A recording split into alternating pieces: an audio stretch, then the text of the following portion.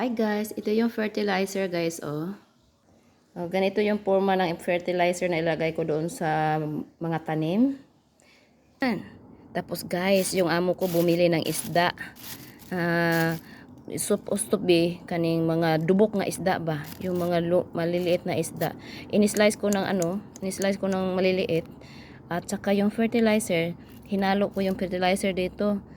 At ito ang ibaon natin doon sa tanim. Kagaya nito guys, yung rose, sa puno ng rose, maghukay tayo. Dito natin hukayan.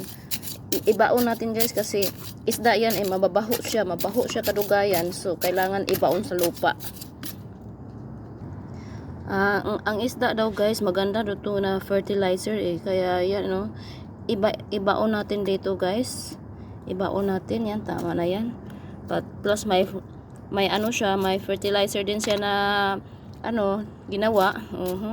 Tapos tabunan natin kasi magbaho man yan good. Magbaho yan kung hindi ba tabunan.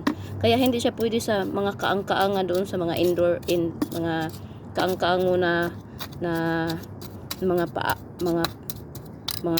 halaman mo guys, hindi pwede kasi mabaho baka mga amoy yung mga kaang-kaang nasa marapit sa bahay. Kaya dito lang siya pwede sa labas.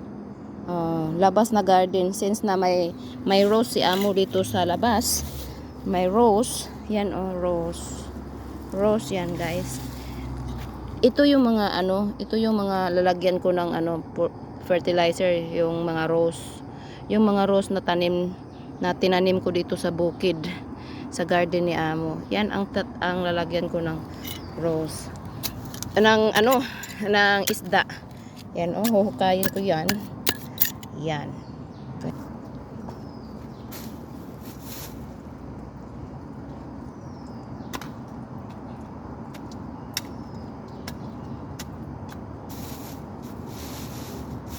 Isda.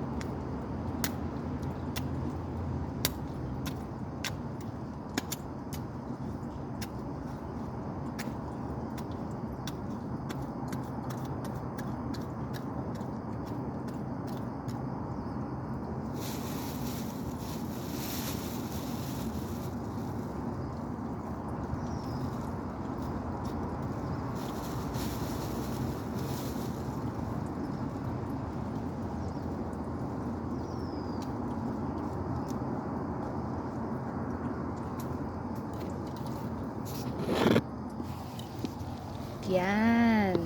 O, diba hindi siya nakikita? Yes guys, dati hindi ko alam na ang isda ay pwede palang i-fertilizer sa halaman. Dito ko lang natutunan ko kay amo Yung mga pikot talaga maraming alam para makasave no? Para makasave dubok na isda, pwede palang i-fertilizer guys. Yan.